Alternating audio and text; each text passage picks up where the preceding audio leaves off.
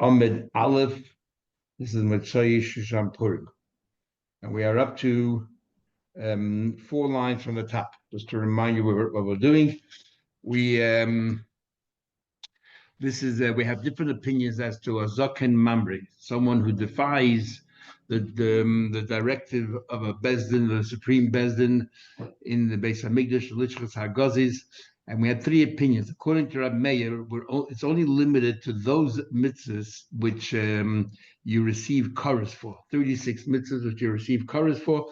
If he argues with the Sanhedrin Daf, and he goes back to his hometown and he tells people to behave a certain way, and to defy these instructions, he gets killed. Rabbi Yehuda says the Torah, talk about a mitzvah in the Torah which is explained by the Rabbanan, and he argues with the way the Rabbanan explained it, as we'll see in the Gemara later. That's what it is. And then we had the Rab Shimon that says even a divrei seifrim, even just an innovation of the Rabbanan, if he argues with the Sanhedrin and goes back home and says, don't listen, do it my way, he gets killed. And so we brought a brisa with a whole list of dinim and explained each word in the Torah. When it says, bein din the din and all that, each one is a different mitzvah. So we're going to say that all of these dinim are regarding mitzvahs which deal with chorus. And we're going through each case to show how this is associated with chorus. And therefore it follows the view of Rab Meir that only those averos that have chorus, you are a Zaken Mamri. So we're up to 4 lines from the top. So the pasuk says, Divrei Ribos.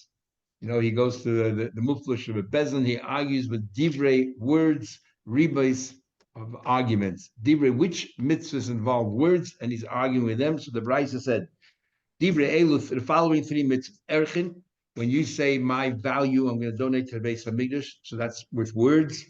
And we'll soon see what exactly the argument is. Hacharamim, if you are going to, just 1 second.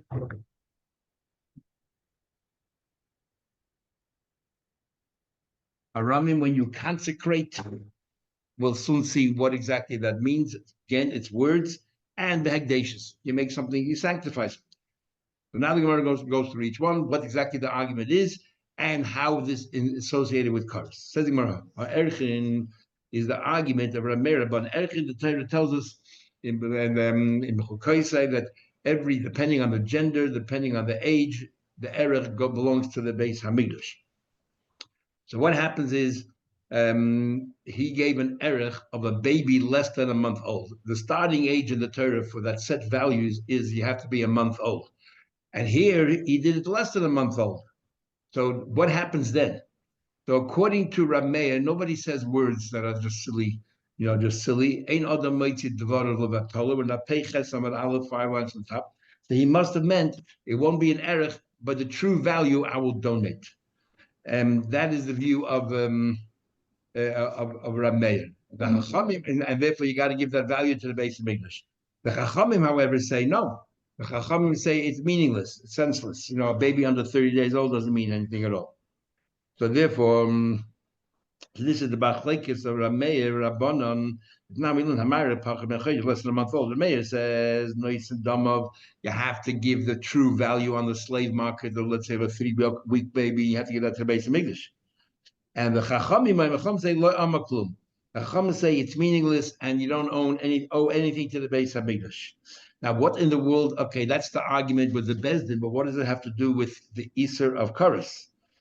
So, for example, it's talking about over here that the Gabbai of the Beis Hamikdash decided to collect, and he took security for the vow that he made for a baby that was 3 weeks old. And then this person took that mashkin and he used it to give it to a woman to be Makadisher. Now, according to Rab Meir, she is not Mekudesh to him at all because this belongs to it's Hegdish. And if you use Hegdish money, something which is holy, for a woman, she's not Mekudesh unless she knows it's Hegdish. So according to Rab Meir, in all probability, she's not engaged to that person. But according to Chachamim, because the money never belonged to the Beis Hamikdash, it's not really a vow. It belongs to the person who had it. So therefore, when he gave it to the woman as Kedushin, it's a valid Kedushin. And then what would happen is if she receives Kedushin, a proposal from a second person, If she's engaged to the first and she thinks she is, then the second proposal means nothing. The second condition is nothing. She doesn't need a divorce. But if in fact the first condition was not a valid condition, then she's really married to the second person, and she shouldn't be living with the first person, and therefore there's a chorus involved over here. That's case number one. Next case. Hacharamim. Haramim is when you consecrate something. There's an argument when you say chayil to the base of Mikdash. Obviously belongs to the base of Mikdash, to the Bedek Habayis, and you're not allowed to use it. If you use it, you're moyil, you're stealing. If you say you're giving it to Kohanim, then it's a donation to the Kohanim and it's not holy. But if you don't specify, you just say the word chayil. There's a big argument if it goes to the base of Mikdash or it actually goes to the Kohanim. And Acharami pluked Rabbi Yehuda say Rabbanon. Now we learn Rabbi Yehuda say it says Stam Charam the Bedek Habayis. Stam Chedim belongs to the base of Mikdash. Remember it says Kol Chedim Kodesh Kedoshim Kol Hashem. It says clearly every Chedim is Kodesh Kedoshim to Hashem. However, the Chachamim say Stam Charamim LeKoyin. If you use the word Chedim, it actually means it belongs to Kohen, and there's nothing holy about it. Remember, as it says, because they HaChedim LaKoyin Tehei Achozasei, that it should be like that it belongs to. If you say Chedim, it should be a Kohen, which means if you use it for your own benefit, you're not stealing from the base of Mikdash. Now, if it's holy and you use it for your own benefit, you need to bring a special carbon called a Sham Me'ilas. And so what happens over here? You use it. We said the word Chedim, and then you use it for yourself, and you bring in a Sham Me'ilas, and then you became Tameh. So if you hold that it belonged to the base of Mikdash, it was holy, the Sham Me'ilas is real, and you were Tameh, you're Chayiv Kares. But if you hold that it belongs to Kohen, there's nothing holy about it, then the Sham Me'ilas you brought, okay, you shouldn't have brought it. It's Chulin Ba'azara, but there's no Kares involved. So again, here's an argument relating to Kares. Then the Gemara digresses in Kain Matam Alim Kodesh Kedoshim Hashem. According to one that says that Chayim means the Kohen, why does the pasuk say Kodesh Kedoshim Hula Hashem? It means Shechol Al Kochim Al Kochim Kalim. If I have karbanis like a korban shlamim, or I have a korban chatas, and if I say I'm making it a chayrim, then I owe the value of that carbon, not the carbon itself. I owe the value of that carbon to the kohenim, and that's what it means. Kodesh Kedoshim, or that even if your carbon is Kodesh Kedoshim, it becomes consecrated. Next case, Hegdashus. Hegdash. Again, these are all averes or mitzvahs that come through words. What's Hegdashus? This is the argument of Rabbi Yaakov. We learned the first Mishnah that you want to redeem Hegdash. You have an argument, you need 3 people, or whether you need 10, and you should have 9 kohen there as well. So we learned over there, Rabbi Yaakov said that I feel it's even a fork that you use to weave gold, which has very little value. Nevertheless, you need Asara b'nei Adam, you need 10 people to redeem it. Not like the Chum that say that 3. So what happens? He had less than 10 people redeeming it. According to Rabbi Yaakov, it's still Kodesh. And therefore, if you're using it for your own purpose, you have to bring a Sham Me'ilas. And if you're Tameh, you get Kares. According to Chachamim, you're not. It's not holy anymore, and therefore, if you brought a Sham Me'ilas, it's not really a Sham Me'ilas, and therefore, if you're Tameh, there's no Kares.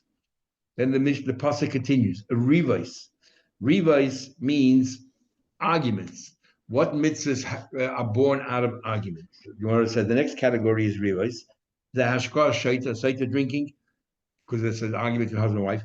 Arif is the egla, where an argument, the murder, a victim was killed. Obviously, he had an argument with the murderer, and you bring in egla rufa. We don't know who the murderer is, and which city is more responsible, which is closer. And tadas mitzvah, and the cleansing, the purifying of mitzvah. Mitzvah comes lashon hara. Again, that's divisiveness. Now the Gemara explains. Hashkar, what's the argument in each one, and how does it relate back to Kares? Hashkar, the case of a Saita is the pluk to Rabbi Yeshua. Now we know there's 2 stages in Saita. One is called kinui, which is the warning, and one is called stira, when seclusion, isolation. So when you give the warning, you do it in front of witnesses. Look, you're getting too close to this person. I don't want you to be there alone. And then you have stira, that afterwards she didn't listen and she was alone with this person. Regarding the stira, there's an argument whether it needs to be 2 witnesses or even a single witness is enough, because raglayim l'dava, you already gave a warning and she's still there alone. There's a good probability that something untoward happened. So This is the argument. Let's be sure. Now we learn how mechanic if somebody warns his wife. Rabbi Lezer says mechana pishnaim. When it comes to initial warning, there has to be two witnesses. But a mashke al piedech, but to give her to drink that water in the Mishkan or in the Beis Hamikdash, and that she was alone. Stira, one with a single witness is sufficient, or better yet, a piatzma. If you yourself saw it, that's enough. Rabbi Shua says mekana al pishnaim. He says yes, you have to warn with two, but a mashke al pishnaim.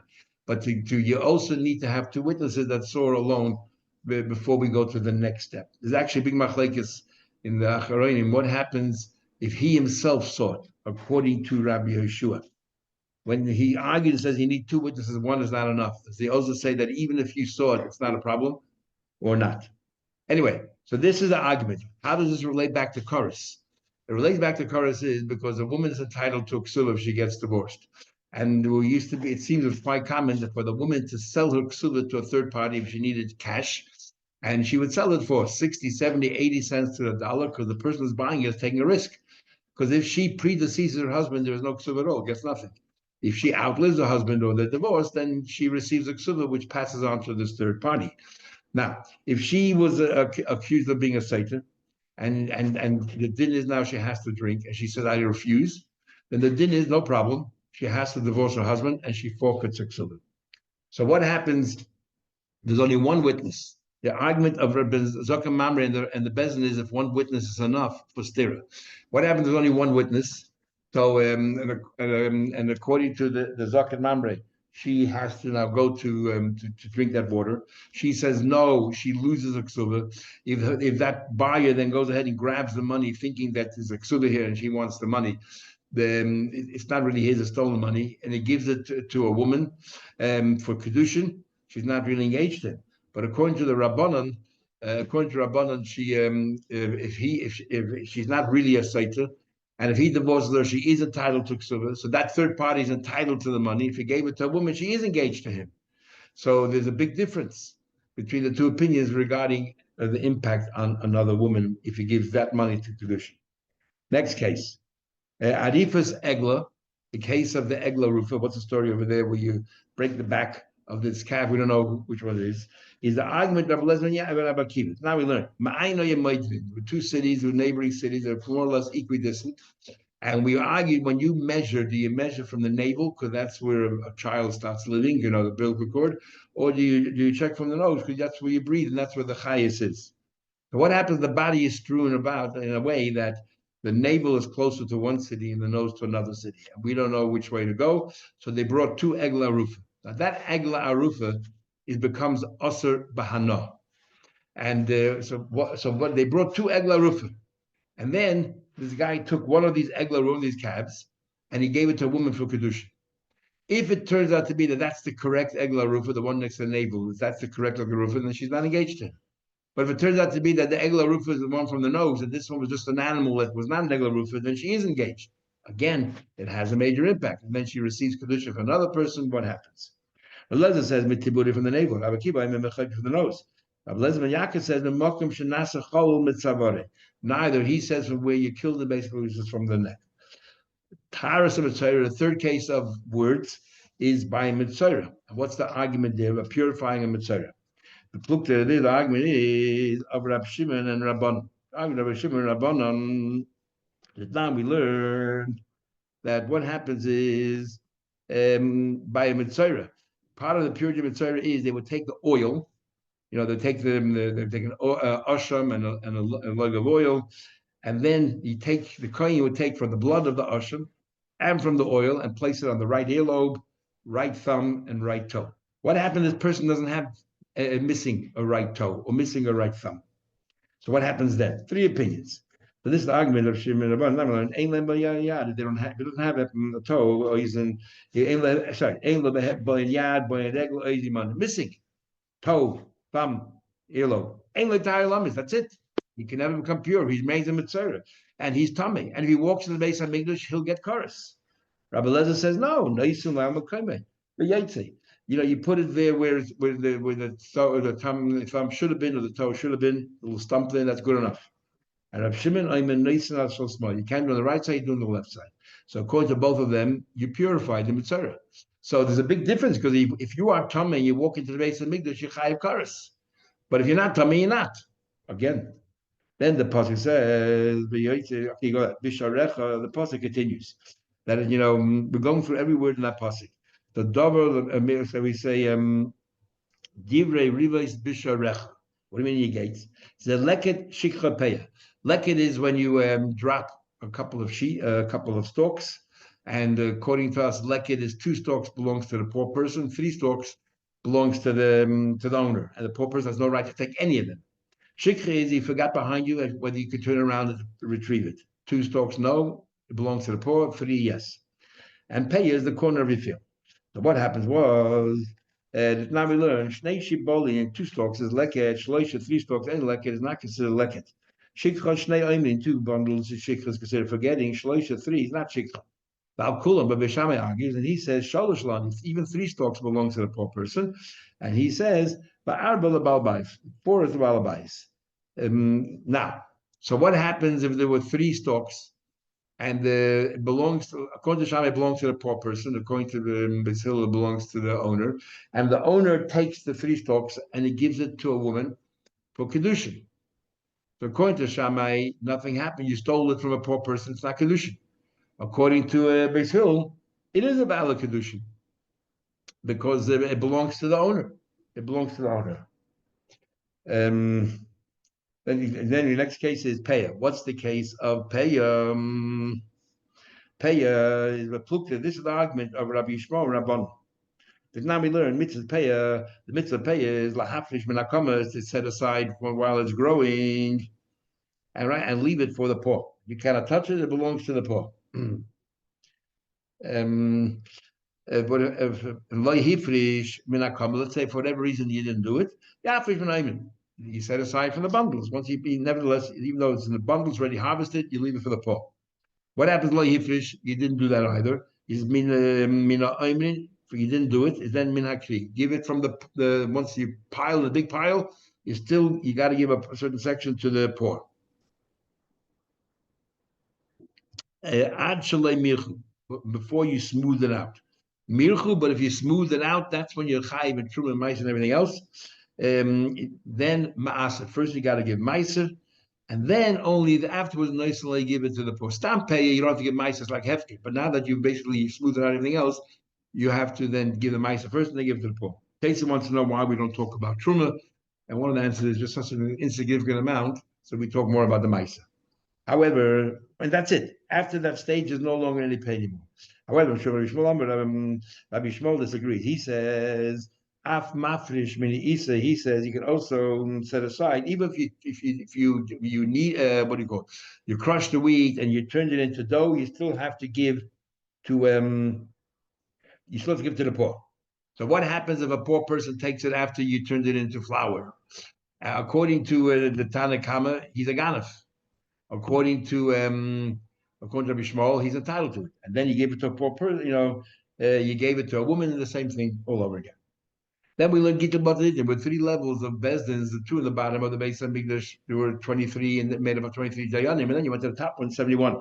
Who I'm in Shmuel, he says, look, this is what I heard from my rabbis. And they say, this is what I heard from our rabbis, ain't an edit. We won't kill him. Why? Because the whole idea is that it's not covered to argue with the Sanhedrin. But if you're saying, I'm not arguing because of myself, I'm not arguing, I'm telling you what my rabbi said. Then he's not a Zakamamri. Who if he says, Kachu be'ena, if he says, this is what I think. They ain't I mean Kachu be'enenu. And they say, this is what we think. Again, ain't an Arab. Then again, it's not so disrespectful. He's allowed to have a different opinion. It's only a question of gut feeling, their opinions. And the Choshkin, if he says in Pei Shmuel, if he says, this is what I heard, the Heinoim and Kachon, and we feel differently, he's not going to get killed. Because according to this opinion, the whole problem is not having derech eretz for them. None of these cases are really a lack of derech eretz, unless if he says, look, this is my gut feeling, and they say, look, this is what we heard from our rabbis. What do you mean your gut feeling? That's already disrespectful. You don't treat the rebbes and whatever it is with due respect. And Ted, I'll prove it to you. I'll prove that you're not a Zakamamri unless you say my gut feeling overrides what your teachers told me. I'll prove it to you. Akavi ben Mahalal taught 4 things against all the rabbis, and he called in his son. and he told his son on his deathbed, I heard from my rabbis, and in their generation, they were the majority. So I had to follow them. You only heard it from me. I'm a single person. So don't follow me, follow the other Rabban. So and they didn't kill, he didn't treat him as Zakah Mamre. Why didn't they treat him as Zakah Mamre? Because he was saying, I heard this from my rabbis. That isn't disrespectful. However, Rabbi says, even if he says, even if he says this, I heard from my rabbi, this is what we think, never gets killed. Why? We don't want arguments. A whole different reason. The reason of the basis for Zakah Mamre is we don't like divisiveness. Simple. We don't want divisiveness. So Gemara says, Him ask a question then. So why did they kill Makav Mahal who's being divisive? Who cares? He heard from his rebbes. Remember, it's important that Azaka Mamre has to say not only in theory I disagree, but he has to say, listen to me and don't listen to them. He never said that. Tanan, we learned in the Mishnah Kachdor Rashti, when he repeats to the Bezdin what happened, he said, this is what I dash, and Kachdor Shuchaved is my friend's dash. Kach Lamadati, this is what I learned, but Kach Lamdu Chaved is my friends learned. What's all this elaborate preamble? He could have just said, this is my opinion, that's their opinion. What he's really saying is, this is what I heard from my rebbes. My love, isn't it? Who am a Shmur? This is what I heard from my rebbes. And this is what we think. And still, we treat him like a Zakir Mamre. So we see that we don't follow the view of Kahana at all. The Gemara,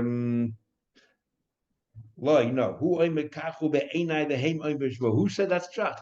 Here's telling them this is my gut feeling, and they're saying this is what we heard, and that's why he does Zakah Mamre. So Rav Kahana can be right. Could be he's right. Toshma, however, I'll prove it to you that the main cause is machlekes, and therefore I don't care what happened. He can talk from his rebbes. They can say a gut feeling. He's being divisive, and we don't want that. Rabbi Yoshe said three things were told to me by Zira.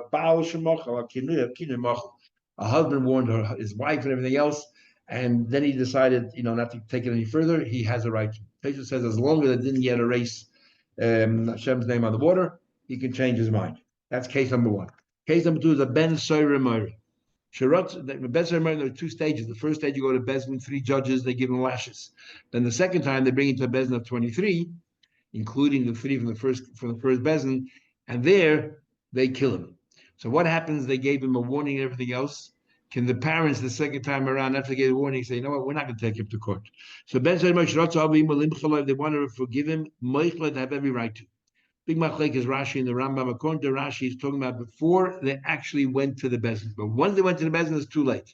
The Rambam holds, even if they went to the Bezdin, as long as the Bezdin didn't issue the final sentence, they can change their mind. Zok and Mamre, case number 3, Zok and Mamre Shrotza Bezdin, the Bezdin decide, you know what, we're going to be Meichel this guy. They can. So that's what Rabbi Yeshua said, they told me. When I came to my friends in the south, the first 2 they agreed with, but Zok and Mamre, they said no. They said, if it's covered at Torah, maybe they can be Meichel. But we believe the idea of Zakah Mamre is we don't want divisiveness. Clearly, we see from here, I don't care what he says, he heard from his rebbes, we don't want arguments. The Yupta is a good question. The Meiri says an interesting thing. The Meiri says that if the Zakah Mamre goes to the Bezdin of 71, top Bezdin, if there's one member in that Bezdin that agrees with the Zakah Mamre, even though the vast majority disagree, he's not a Zakah Mamre. And some Mephoshim try to understand why. So, an interesting idea. We learned that a second Bezdin can overturn the first Bezdin if they're greater in Chachma and Minyan, wisdom and a number. But the question is, if the top Bezdin can only be 70 people, or 71, you'll never have a greater number. If an earlier Bezdin of 71 made a ruling, that's it. It's firm forever, because it can never be overturned. So the pshat is it could. How can it? If the first time around the 71 Bezdin, not all 71 agreed, maybe 70 versus 1. So if the next time around Bezdin changes their mind, if all 71 is unanimous, they have a larger minyan, a larger group. So we can't kill the Zakah Mamre if not everyone agreed, because maybe tomorrow the Bezdin and the next Bezdin will agree with the Zakah Mamre. So we don't want to kill the Zakah Mamre.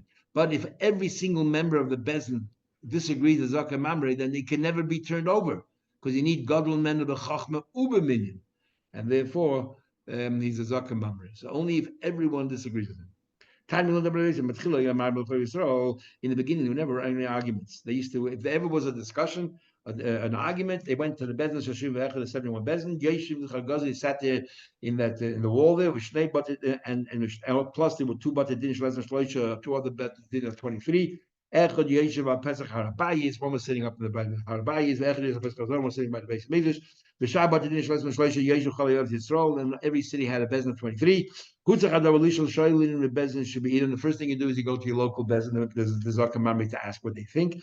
Im shamu amrulen. If they heard about it, they will actually tell them what they heard. And the im lab, but they didn't hear anything about it. Then they go to Samuch Lila. They go to the next city, to a bezin near there. Why would they go to the next city? So they say that the first city is talking about the population was less than 120, so your bezin was only 3. The next city is a larger city, so the population was larger than 120. You have a bezin of 23. So the bezin of 23, you have a better chance that somebody there might have heard something. And im shamu amrlem, and if they heard, they tell them. And the im lav is not, then they go to the next stage. And im shamu they heard, they tell them, and they go to the next bezin. This is what I learned, my friend. Im shamu if they heard, they tell them. But im lav is not. All of them come to the Supreme Court. The Sanhedrin Daf, Sham Yeshvin. There they sit with Tamid Shel Shachar, Tamid Shel Bein Habayis. Normally, a bezin only convenes on Monday and Thursday, Takanas Ezra. But this major bezin sat every day from early morning to late at night because there might be shilas or other things. We normally don't have a bezin on Shabbos and Yom Tov because you might end up writing. So therefore, it's one of the reasons why they would move the bezin from the normal place to Bechel, that's the surrounding near the wall, and they sat there, a different place. The question was asked. Im Shamar, they heard Amrlan, they say, Im Lab, they start counting and asking everyone their opinion. Rabba Matami Tomu, Rabba Matai Tiru. If Timu Tiru. If majority one way, whatever the majority they would follow. Misharabu Talmidei Shama Hill. What happened was that the students of Shama Hill, they weren't so what's the right word to use?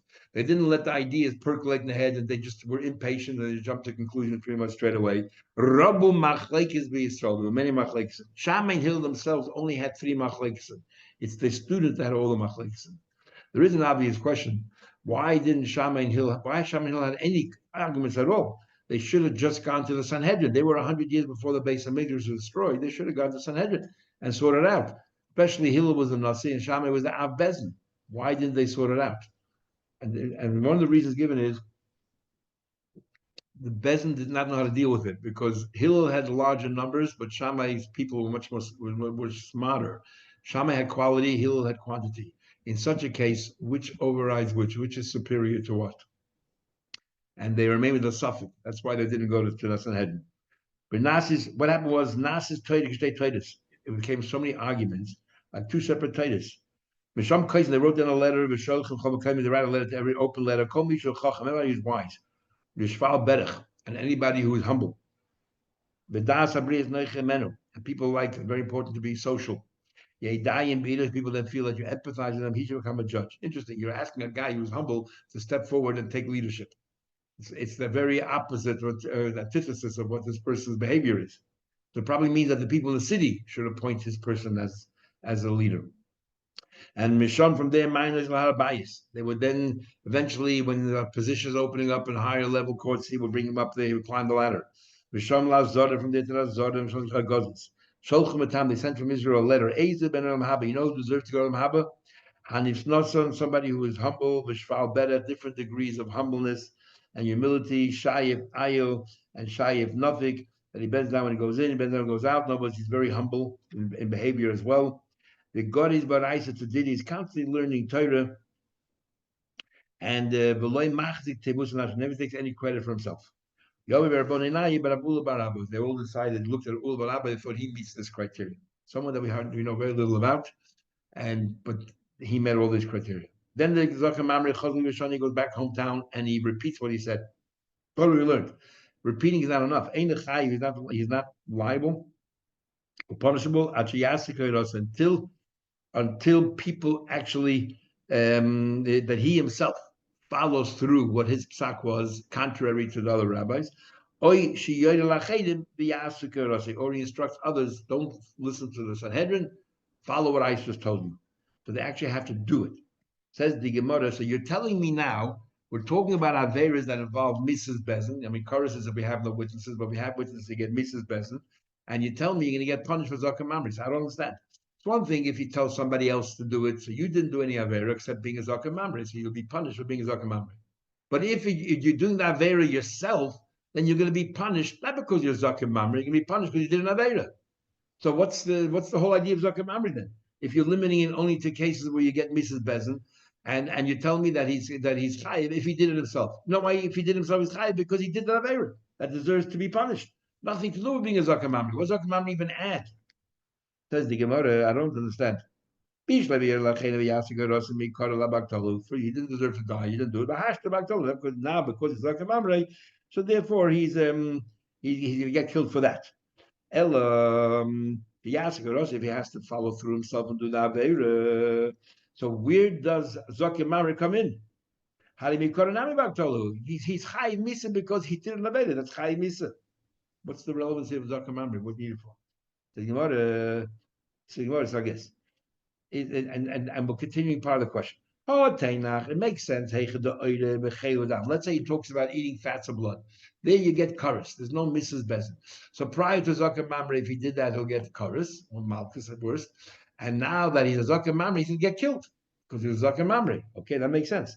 You don't get killed for that. And now because you're Zakah Mamre, you get killed.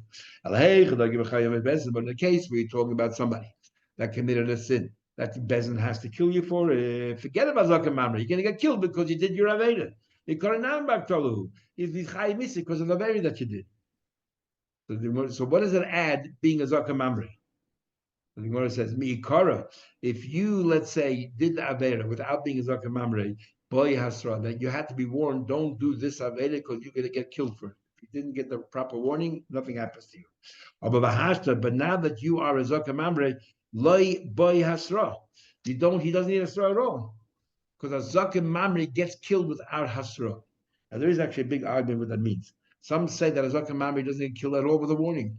You don't need a warning. After you were the best in Gadol, you got your whole warning just being there. Others say it means you don't need a warning for the Avera that you're doing. You just need a warning that you're going to be a Zakah Mamre. The warning changes. That's the difference.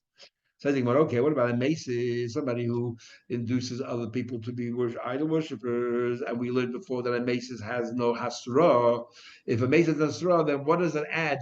And I pass on something about a Mace is different than the rabbis. What do I need to be Zakah Mamre? I'm going to be chayiv because of the Maces. But why you can even say then, the Gemara, Mi'ikara, in the beginning, if he gives a reason, and he says, look, I thought I was allowed to do this, even though he's a Maces, we're going to listen to his reason, and we might let him go. We'll accept it, and we won't kill him. But but now that he's a Zakah Mamre, he's defying the wish of the Bezdin. Even he gives all kinds of excuses, it doesn't matter, he gets killed. Next Mishnah. Now remember, the second opinion was Rabbi Yehuda. Rabbi Yehuda said that if he argues with the Bezdin about a din in the Torah, which the rabbis amplify or interpret or explain, you're also Zakah Mamre. Now, a lot of mitzvahs in the Torah, we wouldn't have, even they're not chorus or anything else, we wouldn't have known what to do. For example, tefillin, unless the Rabban came along and told us, you have to have 4 batim and 4 parshias and all that. Says the Mishnah. There's a strictness in Divrei Seif from over Torah. Ain't tefillin. If he says there's no tefillin, kedei lav al Divrei Torah pot. The guy walks around saying there's no mitzvah tefillin. It's nonsense. That's not a Zakah Mamre. Zakah Mamre is a Talmud Chacham that people might listen to. If a guy walks around saying no such thing as Shabbos, no such thing as tefillin, it means nothing. But if he says you don't need, it's not 4 compartments in your tefillin sharai, but chamesh tetafes, there are 5 compartments. Lahoisiv al divrei sefer, to add to the Chacham and then chayiv. Because now he's arguing with the interpretation of the rabbis. Says you're not chayiv. These are the rules according to Rabbi Yehuda. You have to argue. You're arguing on something which is based on the Torah, but explained, amplified by the Rabbanon. And then, furthermore, the yesh boy lahoisiv, and there's a possibility to add more than what the Chacham originally said it should be done. But in other words, you have the mitzvah, then you added something to it, and by adding to it, you detracted from the mitzvah. In fact, they canceled the whole mitzvah. And what do we have? Ain lanu elot film. The only which we have is film. Only film. And Taisa says a fascinating thing, which the Ran and others disagree totally. But Taisa says over here, that means according to Rabbi Yehuda, the only case that a Zaken Mamre can be over and get killed for is tefillin. Nothing else. And the Ran says, how can you say there's a whole pasuk there that says Divri, din ledin, mishpat, nega lenega. There's so many examples in the pasuk, and you tell me limiting only to tefillin. So the Ran learns that Rabbi Yehuda is only adding to Rabbi Meir. He's saying, of course, I agree with you. Any mitzvah that has kares, he'll get killed for. But in addition, even tefillin where there's no kares. But the way Taisa learns is very difficult to understand. How do you exactly fit it in? Anyway, the Mishnah. Telling about the Eiman oat film, a liber of Yudah, so the Gemara Vayikal Lulav. What do you mean? What about Lulav? Lulav is supposed to have 4 species, but we have no idea. The Torah creates other beautiful fruit. What is it? We don't know till we decide. The Rabbanah said it means an asterisk. Or kappasates tomorrow. What is that? The Ikr of Torah, it's a Torah. Upirush the rabbis explained it.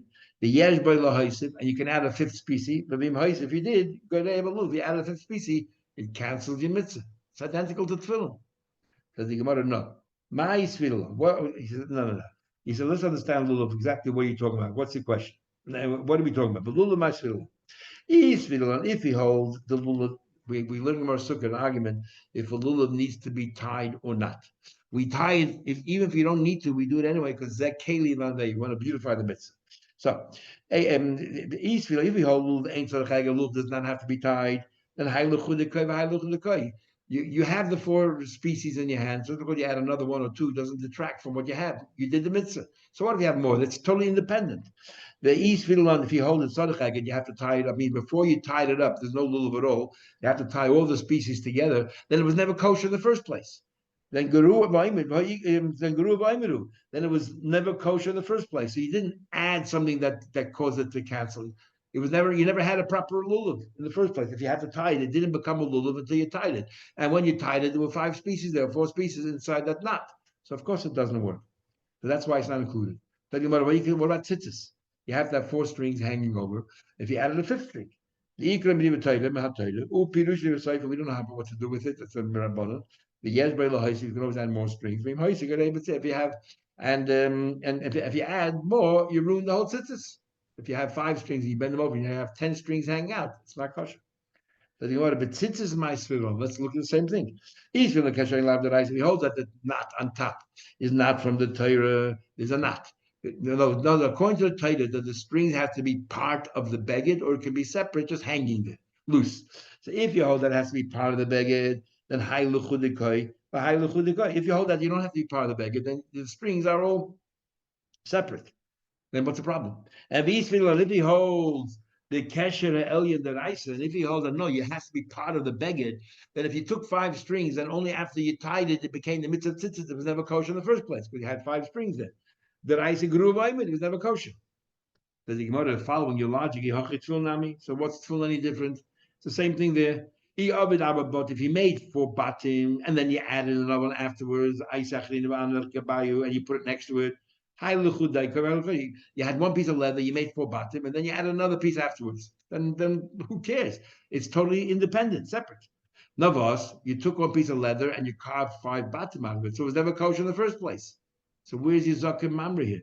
The oven chamisha bati geruv was never kosher in the first place. Says the Gemara, tefillin is different.